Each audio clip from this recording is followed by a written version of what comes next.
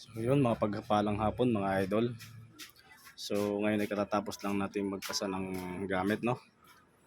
So ito ay pinagsama ko 7 Bertudes na kahoy na krus at Trinity. So yung Trinity, Holy Trinity, yan yung makukuha natin sa niyog. So nung tinalupan ko sa nung pinaliit ko yung Trinity, ito yan kabuuan yan, medyo malaki siya Tapos ito yung tira. So may nakuha tayo sa loob. So nakakapagtaka, no, hindi ko alam kung anong uri ng nakuha ko ito sa loob na yan. Yan, haba na yan. Ito. So yan yung nakuha ko pa sa loob ng kahoy ng ng Holy Trinity. Ayan. So hugis siya, parang tinik. So napakaganda niya. Yan yung nakuha ko.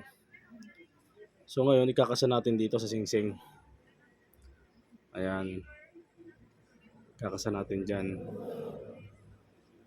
So bali ito yung mga iba't ibang mutya natin. Ayan. Ayan. So yun lang mga idol. So magkakasa na tayo ngayon ng gamit. Mapagpalang hapon ulit mga idol.